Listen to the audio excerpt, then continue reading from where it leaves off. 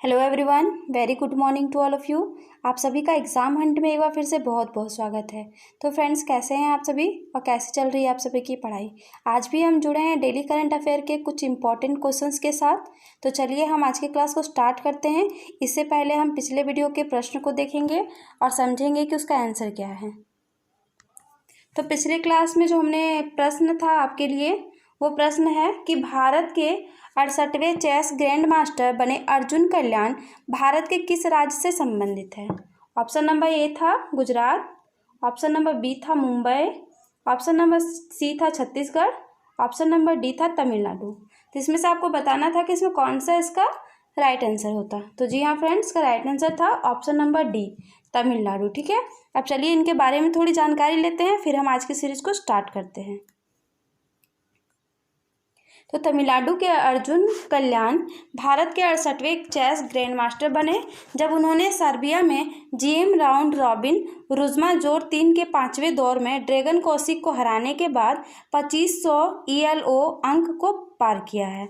और अर्जुन को IM सरवनन और यूक्रेनी GM एलेक्जेंडर गोलस्पोव द्वारा प्रशिक्षित किया गया था और उन्होंने 9 साल की उम्र से चेस खेलना शुरू किया और 1 साल बाद उनकी FIDE रेटिंग हासिल की। उसके बाद क्या हुआ, तो विश्वनाथन आनंद 1988 में देश के पहले ग्रैंड मास्टर बने। अब चलिए हम देखते हैं अर्जुन कल्याण जी को। तो फ्रेंड्स, इन्हीं का नाम अर्जुन कल्याण है। ठीक है, अब हम बढ़ते हैं नेक्स्ट क्वेश्चन की ओर। तो हमारा आज का नेक्स्ट यानी आज का हमारा फर्स्ट क्वेश्चन है कि हाल ही में किस राज्य ने 18 साल के ऊपर के लोगों का मुफ्त में वैक्सीनेशन करने की घोषणा की है। Option number A Maharashtra, option number B Uttar Pradesh, option number C Madhya Pradesh या फिर ऑप्शन नंबर डी कर्नाटक। तो इन चारों ऑप्शंस में आपको बताना है कि इसमें इसका कौन सा सही उत्तर है। तो जी हाँ फ्रेंड्स, का राइट आंसर है ऑप्शन नंबर बी उत्तर प्रदेश। ठीक है, अब चलिए इसके बारे में हम थोड़ी जानकारी लेते हैं। तो उत्तर प्रदेश है और इसके मुख्यमंत्री कौन है, तो योगी आदित्यनाथ हैं। और यहाँ की राज्यपाल कौन है, तो आनंदीबेन है। और यहाँ का राजकीय पशु क्या है, तो उत्तर प्रदेश का राजकीय पशु है बारहसिंघा। और यहाँ का जो पक्षी है वो सारस है, पेड़ अशोक। यहाँ कौन सा पार्क बहुत ज़्यादा फेमस है, तो राष्ट्रीय दुधवा राष्ट्रीय उद्यान और पीलीभीत टाइगर रिजर्व। और यह क्या है कि भारत का पहला लेदर पार्क भी कहाँ है, तो उत्तर प्रदेश में स्थित है। और पेपरलेस बजट करने वाला पहला राज्य कौन बना, तो पेपरलेस बजट करने वाला पहला राज्य उत्तर प्रदेश बना। ठीक है, तो चलिए अब हम बढ़ते हैं आज के सेकंड प्रश्न की ओर। तो आज का हमारा दूसरा प्रश्न है कि हाल ही में रेलवे की पहली ऑक्सीजन एक्सप्रेस किन 2 शहरों के बीच शुरू हुई। Option number A Mumbai Thane, option number B Nashik Danapur, option number C Anantapur Delhi, option number D Mumbai Visakhapatnam. तो इन चारों ऑप्शन में आपको बताना है कि कौन सा इसका राइट आंसर होगा। जी हाँ फ्रेंड्स, का राइट आंसर है ऑप्शन नंबर डी मुंबई और विशाखापट्टनम। ठीक है, अब चलिए हम देखते हैं इसके बारे में। तो यह oxygen express train green corridor के जरिए महाराष्ट्र, मध्य प्रदेश, गुजरात, दिल्ली और उत्तर प्रदेश समेत अन्य राज्यों में सप्लाई की जाएगी। इससे रिलेटेड हमने एक प्रश्न पिछली कक्षाओं में किया था। तो अगर आपको और भी इससे रिलेटेड ग्रीन कॉरिडोर के बारे में और कुछ जानकारी चाहिए तो आप पिछले वीडियो को भी देख सकते हैं। चलिए अब हम बढ़ते हैं नेक्स्ट क्वेश्चन की ओर। तो हमारा नेक्स्ट क्वेश्चन है कि हाल ही में अंतर्राष्ट्रीय पृथ्वी दिवस कब मनाया गया है। Option number A 22 April, option number B 21 April, option number C 19 April, option number D 18 April. तो इन चारों ऑप्शन में आपको बताना है कि कौन सा इसका सही आंसर है। तो जी हाँ फ्रेंड्स, का राइट आंसर है ऑप्शन नंबर ए 22 अप्रैल। ठीक है, अब चलिए हम बढ़ते हैं इसके एक्सप्लेनेशन की ओर। तो पृथ्वी दिवस या अंतर्राष्ट्रीय मातृ दिवस हर साल कब मनाया जाता है, तो 22 अप्रैल को मनाया जाता है, वो भी विश्व स्तर पर। और पूरे विश्व में पृथ्वी को बेहतर बनाने के बारे में जागरूकता फैलाने और लोगों को पर्यावरण संरक्षण के लिए प्रोत्साहित करने के लिए पृथ्वी दिवस मनाया जाता है। वर्ष 1970 में शुरू होने के बाद पृथ्वी दिवस यानी ये जो विश्व पृथ्वी दिवस 2021 में इस दिन की 51वीं वर्षगांठ के रूप में मनाया गया था। और 2009 में संयुक्त राष्ट्र द्वारा पृथ्वी दिवस को आधिकारिक तौर पर अंतर्राष्ट्रीय मातृ पृथ्वी दिवस के रूप में नामित किया गया था। ठीक है, और इस बार का पृथ्वी दिवस का थीम क्या था, यानी अंतर्राष्ट्रीय पृथ्वी दिवस 2021 का थीम क्या था, तो रिस्टोर आवर अर्थ। ओके, अब चलिए फ्रेंड्स हम देखते हैं नेक्स्ट क्वेश्चन की ओर। तो हमारा नेक्स्ट क्वेश्चन है कि भारत प्रशांत महासागरीय पहल के लिए ऑस्ट्रेलिया ने किस देश के साथ साझेदारी की। Option number A Japan, option number B America, option number C रूस, ऑप्शन नंबर डी भारत।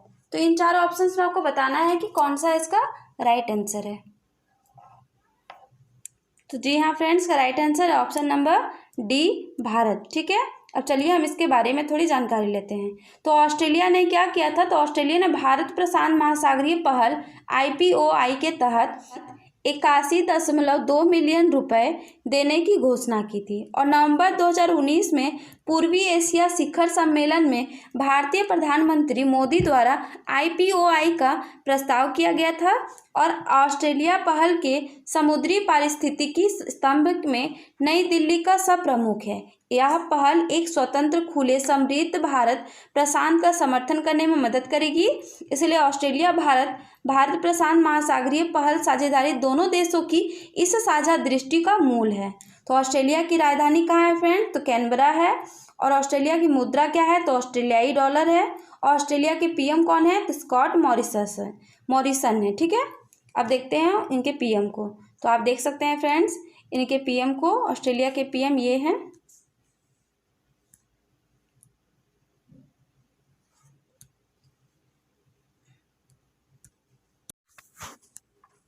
तो चलिए अब हम बढ़ते हैं नेक्स्ट क्वेश्चन की ओर। तो हमारा नेक्स्ट क्वेश्चन है कि नास्कॉम की पहली महिला अध्यक्ष किसे नियुक्त किया गया है। ये जो नास्कॉम है इसकी पहली महिला अध्यक्ष कौन है। तो ऑप्शन नंबर ए है Rekha M Menon, option number B Devjani Ghosh, option number C Deepa Madhavan, option number D Roshni Nadar Malhotra. तीन चार ऑप्शन आपको बताना है कि कौन सा इसका राइट आंसर होगा। तो जी हाँ फ्रेंड्स, का राइट आंसर है ऑप्शन नंबर ए रेखा M मेनन। अब चलिए इनके बारे में थोड़ी जानकारी लेते हैं। तो अध्यक्ष IT उद्योग की सर्वोच्च संस्था नेस्कॉम ने रेखा M मेनन को 2021-22 के लिए अपना अध्यक्ष नियुक्त किया है। वह भारत में एक्सचेंजर के अध्यक्ष और वरिष्ठ प्रबंधक निर्देशक हैं। इसके साथ वह अपने 30 साल के इतिहास में नेस्कॉम के लिए अध्यक्षता की भूमिका निभाने वाली पहली महिला बनी है। और मेनन ने UB प्रवीण राव इंफोसिस लिमिटेड के मुख्य परिचालन अधिकारी का स्थान लिया है, जिन्होंने 2020-21 में अध्यक्ष के रूप में कार्य किया था। ठीक है, अब बढ़ते हैं, हम देखते हैं। तो इन्हीं का नाम है फ्रेंड्स रेखा M मेनन। ओके, अब बढ़ते हैं नेक्स्ट क्वेश्चन की ओर। तो हमारा नेक्स्ट क्वेश्चन है कि हाल ही में इदरीस डेबी इटनो का निधन हो गया। वो किस देश के राष्ट्रपति थे। Option number A Iran, option number B Pakistan, option number C Bangladesh, option number D Chad. तीन चार ऑप्शंस में आपको बताना है कि इसमें कौन सा इसका राइट आंसर होगा। तो जी हाँ फ्रेंड्स, का राइट आंसर है ऑप्शन नंबर डी चाड। ये चाड के राष्ट्रपति थे। अब चलिए इसके बारे में थोड़ी जानकारी लेते हैं। तो चाड गणराज्य के राष्ट्रपति इदरीस डेबी इटनो का निधन हो गया है। वह विद्रोहियों के साथ हुए संघर्ष में घायल हो गए थे, जिसके बाद उनका निधन हो गया था। उन्होंने 3 दशक से अधिक समय तक मध्य अफ्रीकी राष्ट्र पर शासन किया था और उन्हें 2021 के राष्ट्रपति चुनाव का विजेता भी घोषित किया गया था, जिससे उनके 6 अन्य वर्षों तक सत्ता में बने रहने का मार्ग प्रशस्त हुआ था। और डेबी पहले 1996 और 2001 में चुनाव जीते थे।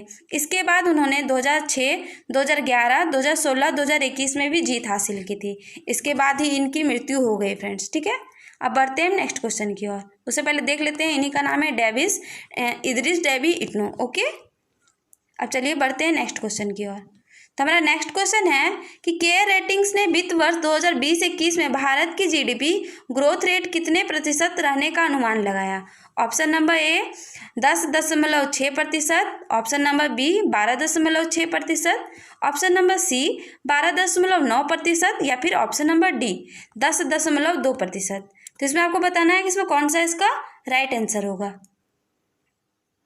तो जी हाँ फ्रेंड्स, का राइट आंसर है ऑप्शन नंबर डी 10.2%। तो सकल घरेलू उत्पाद किसी निश्चित चालू वर्ष में किसी राष्ट्र द्वारा उत्पादित समस्त वस्तुओं और सेवाओं के कुल मूल्य को सकल घरेलू उत्पाद कहते हैं।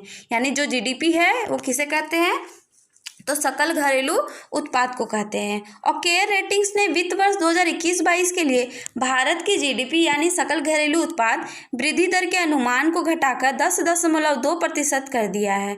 और पहले यह अनुमान 10.7% से 10.9% के बीच था, बट कोविड-19 वायरस मामले में तेजी से वृद्धि होने के साथ साथ विभिन्न राज्यों में लगाए जा रहे पाबंदियों को आर्थिक गतिविधि प्रभावित होती है, जिसकी वजह से क्या किया गया, तो वृद्धि दर के अनुमान को कम कर दिया गया। अब ये जो जीडीपी है इसकी स्थापना कब हुई थी, तो 1993 में। इसकी मुख्यालय कहाँ है, तो मुंबई है। इसके एमडी और सीईओ कौन है, तो अजय महाजन है। चलिए अब बढ़ते हैं नेक्स्ट प्रश्न की ओर। तो हमारा नेक्स्ट प्रश्न है, WEF global energy transition index 2021 में भारत कौन से स्थान पर है। Option number A 86, option number B 87, option number C 88, option number D 89। तो इन चार ऑप्शन में आपको बताना है कि कौन सा इसका राइट आंसर होगा। तो जी हाँ फ्रेंड्स, का राइट आंसर है ऑप्शन नंबर बी 87वें स्थान पर है। ये जो WEF global energy transaction index 2021 में भारत 87वें नंबर पे है। ठीक है, भारत को 2021 एनर्जी ट्रांजेक्शन इंडेक्स में 115 देशों में 87वें स्थान पर रखा गया है। यह रिपोर्ट विश्व आर्थिक मंच द्वारा प्रकाशित की गई है, जो विभिन्न पहलुओं पर अपने ऊर्जा प्रणालियों के वर्तमान प्रदर्शन पर राष्ट्रों को ट्रैक करने के लिए एक्सचेंजर के सहयोग से तैयार की गई है। सूचकांक 115 देशों को 3 आयामों आर्थिक विकास और वृद्धि, पर्यावरण स्थिरता और ऊर्जा सुरक्षा और पहुंचते संकेतों को उनकी सुरक्षित, स्थायी, सस्ती और समावेशी ऊर्जा प्रणालियों में संक्रमण के लिए अपनी ऊर्जा प्रणालियों के वर्तमान प्रदर्शन पर बेंचमार्क है। ठीक है, अब चलिए बढ़ते हैं नेक्स्ट क्वेश्चन की ओर। जो आज का हमारा प्रश्न है ये फ्रेंड्स, तो इसका आंसर आप लोगों को कमेंट बॉक्स में कमेंट करके देना है। तो आज का प्रश्न है आपके लिए कि पद्म पुरस्कार से सम्मानित भारतीय इस्लामिक विद्वान मौलाना बहीउद्दीन का निधन कब हुआ। ऑप्शन नंबर ए 20 अप्रैल को, ऑप्शन नंबर बी 21 अप्रैल को, ऑप्शन नंबर सी 19 अप्रैल को, ऑप्शन नंबर डी 18 अप्रैल को। तो इन चारों ऑप्शन में आपको बताना है कि इसमें कौन सा इसका राइट आंसर है। और इस प्रश्न का उत्तर आपको क्या करना है, तो कमेंट बॉक्स में कमेंट करके देना है। और अगर आपने अभी तक हमारे चैनल को सब्सक्राइब नहीं किया है फ्रेंड्स, तो आप हमारे चैनल को सब्सक्राइब कर सकते हैं, बेल आइकन को प्रेस कर सकते हैं। इससे आपको आगे आने वाली हर वीडियो की नोटिफिकेशन टाइम पर मिलेगी और टाइम के साथ आप हमारी क्लास से जुड़ जाएंगे। और अगर आपने अभी तक हमारे सोशल मीडिया हैंडल्स को फॉलो नहीं किया है, तो इनको फॉलो करने के लिए आप हमारे टेलीग्राम, फेसबुक, इंस्टाग्राम पेज से जुड़ सकते हैं। इनसे जुड़ने के लिए इनकी लिंक आपको डिस्क्रिप्शन बॉक्स में प्रोवाइड करा दी गई है। और आप यहाँ से जुड़ के क्लास की PDF, आपको यहाँ से ट्रिक की बहुत ही बेहतरीन वीडियोस मिलेगी, जो आपके एग्ज़ाम के लिए बहुत ही ज़्यादा हेल्पफुल होती है। फेसबुक पेज, इंस्टाग्राम, टेलीग्राम, इन जगहों से आपको नोट्स भी प्रोवाइड कराए जाते हैं। तो आप इन जगहों से जुड़ना बिल्कुल भी ना भूलें। तो thank you friends, thank you for watching.